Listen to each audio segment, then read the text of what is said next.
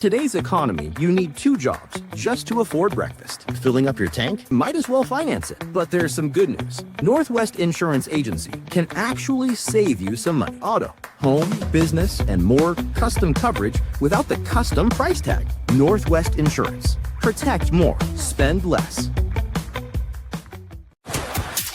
This is the On the Pony Express podcast, part of the On3 network. Check out all the SMU coverage you need at ontheponyexpress.com. Now, here's your host, Billy Embody. 1, 2, 3, let me go.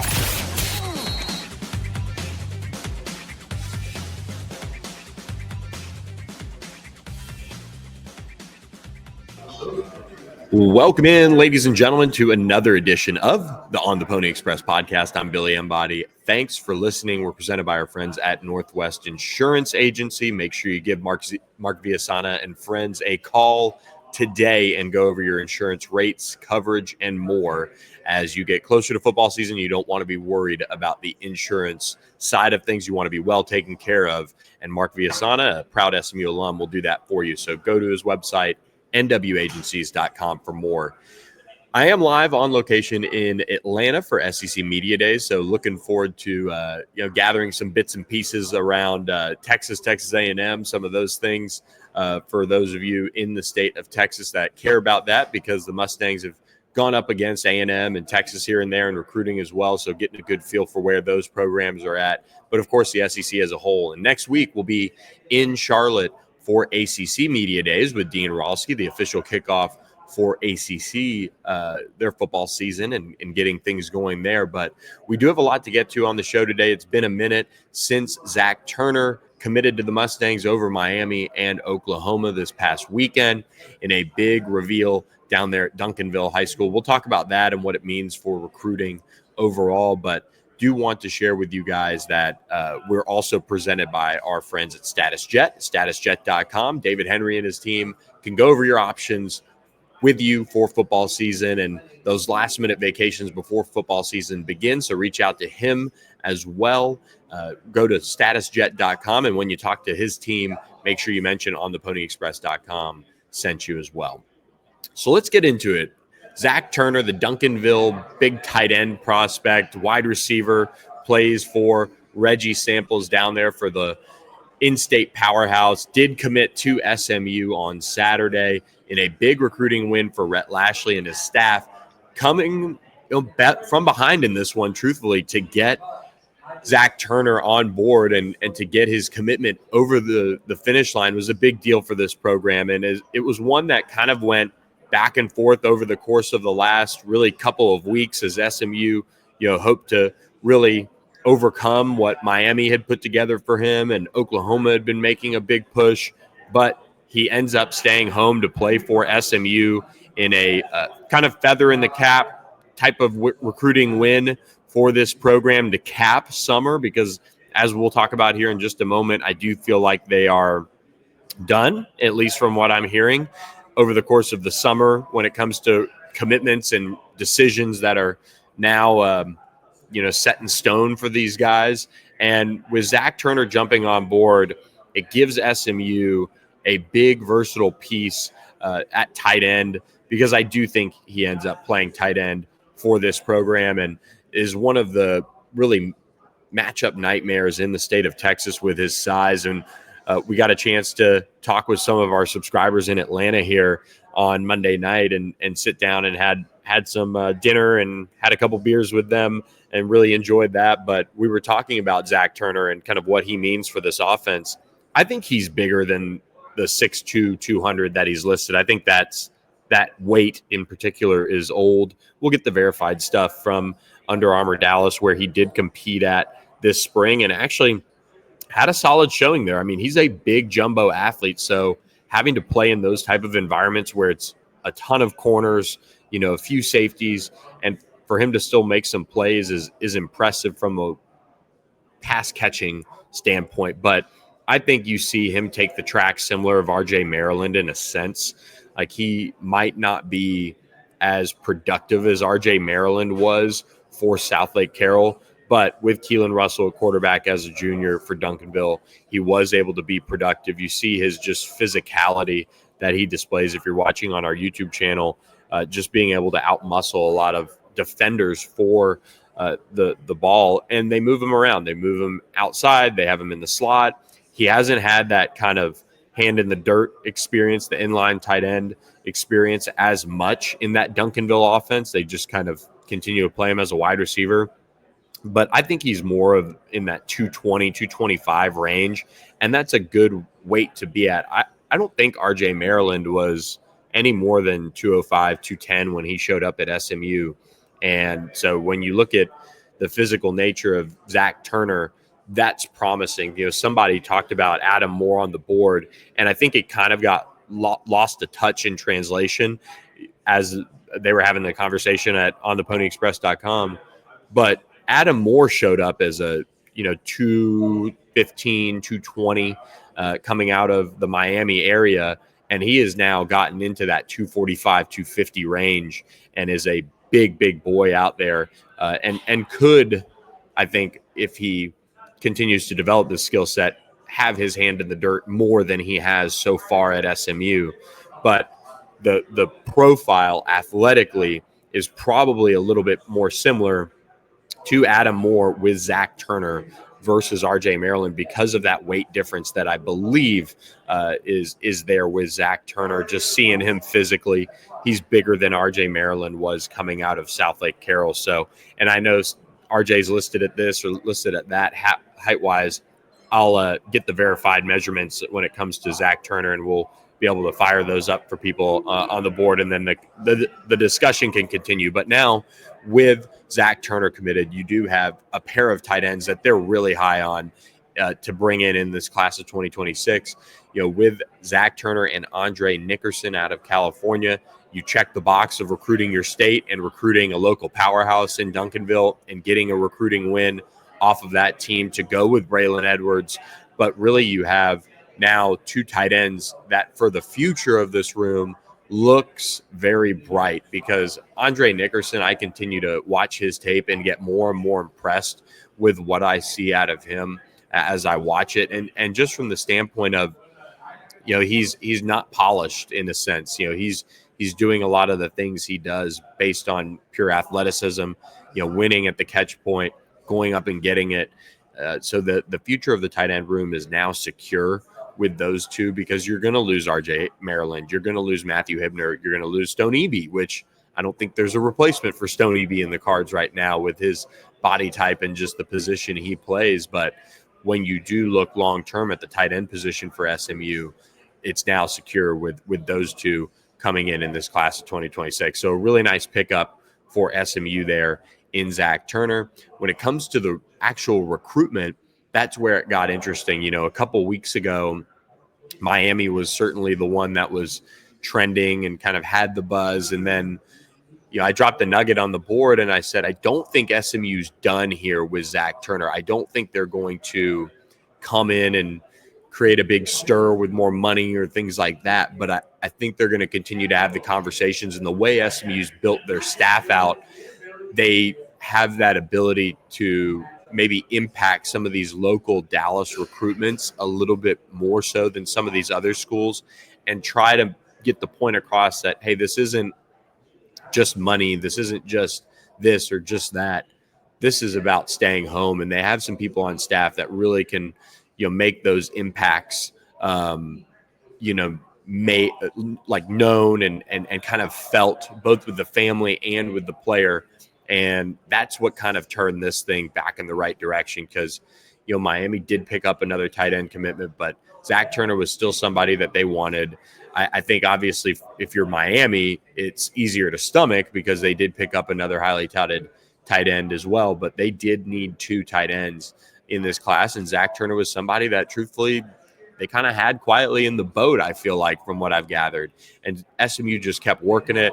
Casey Woods, Rhett Lashley, so many other people involved in this as well, able to get this one on board. Rob Likens, just so many people that worked on this one and went into overdrive. And I think that's important to note is that when SMU kind of gets backed into a corner, or their backs against the wall in a recruitment, when it comes to a Dallas kid, they're going to really throw everything they can at them from a all the pitches and the constant communication and trying to get it across. So I think that's kind of what it ultimately came down to with Zach Turner. I mean, there are other guys that are probably a higher priority as far as revenue sharing and NIL and all of that stuff that are in this class. But, when it came to Zach Turner, that was one that you look back on the course of, when we talked to him at Under Armour Dallas, he's talking about Florida State, he's talking about Pitt, he's talking about a couple other schools that are involved, but SMU was kind of the one where he had been there a bunch. It felt like the clear-cut leader, and then he starts taking more visits, and they just kind of had to hang in there. And so sometimes you've got to do that, and kids got to go through their process, and sometimes you come out on the right end of it, sometimes you don't. And they came out on the right end of it in this one, and it gave them a really nice cap to the summer as I think they wind down their 2026 recruiting efforts. Now it all goes to retaining and keeping these guys in the class over the course of the coming months and letting all of that play out. As senior evals start to happen as well, they can start going down that road of, okay, do they want to try to find somebody late at this position, at that position? I look at, we'll talk about the needs of this class and kind of whether or not they're met in some situations, or where maybe there is still room to add if they like what they see, or if, coaching changes happen. That's important over the course of the fall, is staying in position where if you know of a coaching staff that could be on the move or could get ousted or whatever, you've got to be able to, find those recruitments and stay in them so that you can pick up on those recruitments and maybe come away with a big recruiting win. We saw it with the Derek McFall late. We've seen it with other prospects where they've just been able to kind of hang in there and be the beneficiary of it. So that's what Rhett Lashley and his staff have done. They've landed a couple of big name kids in the course of the fall leading up to December and even National Signing Day in February. And they've been able to, land key ones. It's not just been a throw-in type of prospect. They've been kind of on the rise with a big season, or they've been, a 4-star like a Derek McFall. So there's some of that to watch as well. They now sit with 21 commitments in the class of 2026, which ranks 19th now in the On3 Rivals, which is now the Rivals team recruiting rankings. The new recruiting rankings came out on Monday. We'll talk a little bit about that as well. But before we do get into kind of what's next in the class of 2026, how they met their needs and where they could go for some late ads, I do want to remind you guys about our friends at the Thomas Auto Group as well. They helped us get into a new vehicle recently. We've got some patch-up work on Michelle's car to get done at their collision center as well, which we're looking forward to working with them on that. They've been super responsive. And the Thomas Auto Group is up 75 in McKinney. They've got 4 dealerships. They've got Ford, Subaru, Volkswagen, and Mitsubishi. All of them, you can't go wrong, whether it be a new or pre-owned vehicle. Make sure you go to the Thomas Auto Group today, mention us, and get employee pricing on those vehicles as well. So with that, we now get into the class of 2026. What's next for this recruiting class and kind of assessing where it stands. SMU's been able to assemble a class of, like I said, 21 commits. That is really, I think, a group that checks pretty much all the boxes that they need to. And I think one of the conversations that I've had here in Atlanta with a lot of SEC people that are involved in covering recruiting is the days of class stacking at positions are going to be more and more difficult. It's not going to be something where you're able to, stack up all sorts of talent at one position for the most part in every single recruiting class. I mean, Luke Fahey is I don't know if he ended up committing to Ohio State or not. I can look right now, but he's just kind of a late rising 2026 quarterback who is now projected to go to Ohio State. I haven't seen him as far as a commitment goes, but he's not your run of the mill Ohio State quarterback target. He's not this huge 5-star prospect, and that's because Ohio State has been able to sign, and he did commit to them just before the 4th of July, but they've been able to sign guys like Tavian St. Clair, and they've been able to do this and do that in the past, but it's just getting harder and harder at that position with revenue sharing to stack an elite quarterback and one that's super highly recruited every single year, because you've got to deliver rev share. You've got to figure out NIL, all of those things that guys can take advantage of now. You can't promise at that position in particular multiple guys that you can't tie up that much money. So for SMU, you look at their wide receiver class and you look at Aljor Miles, who just went up, I believe, about 30 spots in the Rivals rankings in the latest rankings that just were unveiled. But Aljor Miles headlines SMU's receiving hall, and Ja'Kai Anderson, who's a 4-star commitment, they flipped him from LSU. Xavier Barnett is just short of being a 4-star prospect. He went on an LSU visit this summer. He had offers from all over. And then you have your sleeper in Ty Crothers. Normally, for the recruiting powers, you have seen in the past 4 or 5 wide receivers that are all of the 4-star and above variety. It's not something that is able to happen as much because of rev share, because of NIL, or if it does, you just get really lucky that so-and-so wants to put on your logo and go be a part of that and let it all kind of fall into place from there with NIL and rev share after that. But, with SMU, they do lose big name receivers off this roster. So they do have revenue share freed up to offer in the early goings of this 2026 receiver class. That's a part of the reason why they have 3 really highly touted receivers committed. And then they do have the sleeper, the local prospect in Ty Crothers. And that's a really good haul. That's probably one of the better receiving hauls in this class of 2026 as a whole. And that's something to be celebrated. At the same time, you look at what SMU has assembled at linebacker. They're able to get Kenneth Goodwin and Isaiah Young, 2 guys that are certainly going to receive some rev share. But the linebacker position for SMU is not seeing that much of a drop-off when it comes to guys leaving after next year. So there is a lot of money that is already accounted for. And that's something to note when it comes to recruiting guys and kind of where you end up landing with your haul. I think SMU's 3-man class of offensive linemen is exactly what you should be aiming for if you're a Power 5 program right now. You're always going to want that 5-star. You're going to want that big name. And they got that, in a sense, in Drew Evers, a borderline top 100 prospect, a top 10 interior offensive lineman, one of the best interior offensive linemen in the country, arguably the top interior offensive lineman in the state of Texas, and you get him on board. And then you get Evan Goodwin, a massive offensive tackle from from Arkansas, who is, just a mammoth of a human being. And then you get Papunga Katoa, who they love as a guard prospect long-term, and you beat out OU and Texas A&M for him. That's a really strong 3-man haul, not only with some guys that are highly rated, but also guys that you were able to beat out some tough competition for.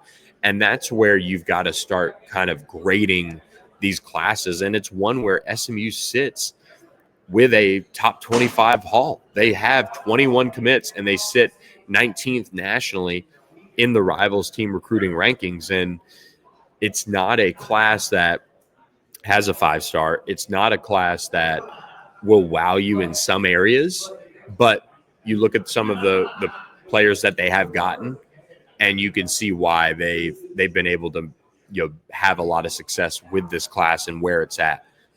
I mean, there's a lot of confidence on this staff, and one thing that I think I would say in particular defensively, because with SMU's offense, we've not, outside of Kevin Jennings, seen this as much. Like RJ Maryland is off the top of my head, key qualifier there, off the top of my head, outside of Kevin Jennings and RJ Maryland, they do not have a proven high school signee on that side of the ball just yet. That's where you look to that class of 2025 to really make an impact, and then the 2026 class. But RJ was really highly thought of. SMU beat out Miami for him. Kevin Jennings, of course, we know his story, a super sleeper who was committed to Missouri State, now one of the best quarterbacks in the ACC. But now you start looking ahead to where this class needs to go. These offensive signees that SMU's been, offensive commits that SMU's been able to assemble You look at the top of the class, Christian Rhodes, one of the best running backs in the state of Texas, top 200 prospect just about everywhere you look, in the top 250 overall. Drew Evers, top 100 prospect right there at 103.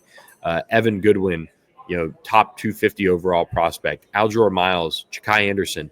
The top 5 commitments in this class are offensive players for SMU. So you're going to need them to pan out in the long run, and you're going to need them to really make it happen for you, because on the defensive side of the ball, SMU over the course of its run with Scott Simons and some of these coaches, we've seen Ahmad Moses, who was a flip from UTSA, end up being one of the best safeties in the ACC. Isaiah Wacobia, who was highly touted early on in his recruitment and had all sorts of offers, ends up staying home to play for SMU, a huge face of the program land in that respect. He's panned out in a big way.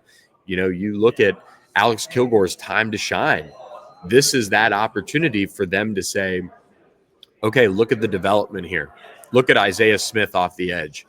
Now the next step since this transition from the AAC to ACC is you've got to see the Keith Doty's in this class, the Dakota Dixons, the Amontre Harris, the Ryan Deuce Gilberts. You've got to see those guys carry the torch in 2026. And the reason why is because the defensive class, the only 4-star, I believe off the top of my head, is, again, Kenneth Goodwin. So with that in mind, he's at linebacker. He's probably going to try to, find a role in 2026, but it's going to be difficult with all the returning talent that they have prep for it in 2026. But the defensive side of the ball has been able to find ways to start getting some of these guys involved that they've signed, and some of them are maybe not as highly thought of coming out of high school as they were. You look at Alex Kilgore, everybody salivated over his high school teammate, Damian Sanford, who ends up going to Texas A&M.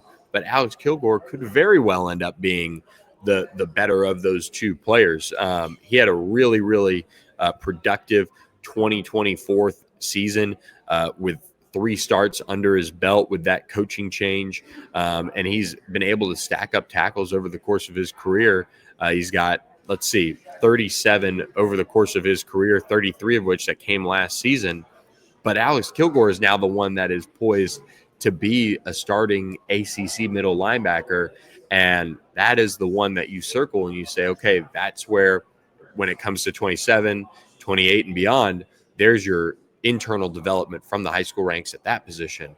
So it's just a process for SMU going from AAC to ACC to show the type of development that they need to when it comes to these prospects that have signed with them out of high school. They have signed players that were supposed to be in the AAC. Now they're in the ACC. It's just a big jump for some of those players, but we've seen them pan out on the defensive side in a big way. So that's a long-winded way to say the way you kind of judge these recruiting classes now is just starting to change a little bit. There's always going to be some of the powerhouse programs that are able to get it done.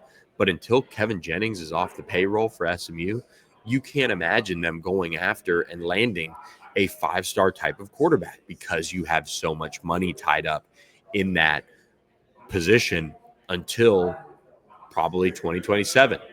That's when Ty Hawkins could very well take over. That's when you could sign a blue chip type of quarterback at that position. That's why they're going after, Malachi Ziegler and some of those big name guys in 27, because they know that salary for Kevin Jennings is going to roll off. So it's a unique position to be in, but to have a top 20 class as the middle of July hits, and they'll probably maybe fall a little bit just as we see some more movement over the course of the next month. You look at, some other decisions that are coming down the pipelines for some of those programs in that 20 to 25 range. We're going to see some movement there. But to have a top 25 class in the middle of July when so many decisions have already come down is a great situation to be in for SMU. So with that, do want to mention our friends at Manny's as well. Manny's Tex-Mex, 4 locations across DFW. You've got Coyton Campbell. You've got the one in Lakewood right on Mockingbird. You've got Saxe, and you've got Rockwall Heath area. So make sure you reach out to them and plan your next event with them. They've got great private rooms, but most importantly, say queso and get 10% off your meal at Manny's Tex-Mex. Love Manny's. Can't wait to be back there. We're going to do a little lunch over at Manny's and just kind of get to see some of our subscribers over there. And then, of course, we'll do some preseason kickoff events around there as well. So looking forward to getting those planned with them and lined up for you guys. So support our friends at Manny's. They do a great job supporting us. As we look ahead now with what's next for this class, I still lean towards a couple of defensive spots. I think wide receiver. Let's go down the list here. Quarterback's done. You've got Cole Leinart committed. Christian Rhodes and Eddie Kelly Jr.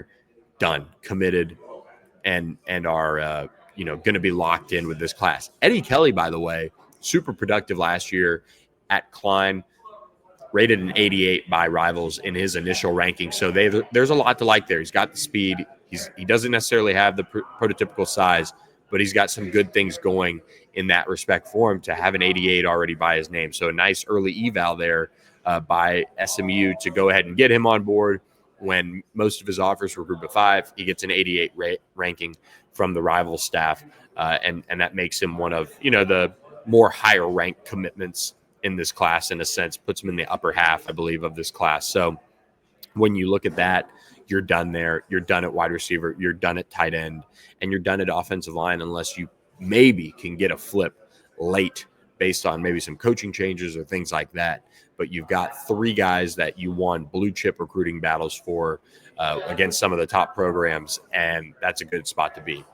Defensive tackle is a spot where they'll continue to kind of poke around and see if they can't make a splash late. But when it comes to that position, I would anticipate them being probably done because they'll probably have to go into the portal and spend some money at that spot as well. But they're very high on Keith Doty and Dakota Dixon. I think those two are ones that if things pan out as seniors, we'll maybe see a rise in their rankings if they can produce the way that I think they can. At the edge, you've got Hudson Woods and you've got Amontre Harris, 2 different type of players, but they end up having those 2 there to kind of solidify the edges in this class. And then you get to linebacker, Isaiah Young and Kenneth Goodwin. Those are your 2. They don't need to play next year, or excuse me, they don't need to play next year, and they're going to then be ready to step into a bigger role in that 2027 season when SMU loses so much off of that defense at the linebacker position. Guys like Alex Kilgore, guys like Zakai Barker, and others moving on after the 26th season. You look at corner, I think that's another spot that you've got Deuce Gilbert committed. If I was SMU, I would be continuing to hang around in some recruitments and see if there's some coaching shuffling, see if there's some changes, and see if you can find a way to flip a guy late, maybe a versatile safety who could play corner as well. Those are things that I think that are worth monitoring there for SMU as they wind down really this 2026 class and kind of get to solidifying all of their commitments. Now that all the drama is over of June and July, you have a really good understanding of where SMU is, and I think that they'll be certainly in a position where they will be kind of ready to move on with this 2026 class and start getting to 2027 as that'll be another opportunity for them to have a banner type of recruiting class. I think this is going to be another step in the right direction, but I think 27, especially if you can sign a blue chip quarterback, will really solidify them as a top 20 recruiting class, and then they'll go from there. So hope you guys enjoy this podcast, a little down and dirty recruiting 30 minutes. We'll be back later this week to preview ACC Media Days as Dean Rawski and I get ready to take our show on the road to Charlotte. If any of you are in Charlotte, we're looking forward to seeing you guys as well, and we'll have more info on maybe where we can all meet up and hang out around ACC Media Day. So really appreciate you guys listening to this episode. Make sure you guys check out our friends, Northwest Insurance Agency, and help them out by reaching out to them and have them review your insurance coverage, rates, and more. So hope you guys enjoyed this edition of the On the Pony Express podcast. We'll catch you guys next time with another edition, and I hope you guys have a great rest of the week. Thanks for listening. Thanks for listening to the On the Pony Express podcast with Billy Embody. Follow us on your socials on X at SMU on 3 and on Instagram at on3SMU. And keep it locked to ontheponyexpress.com for more coverage.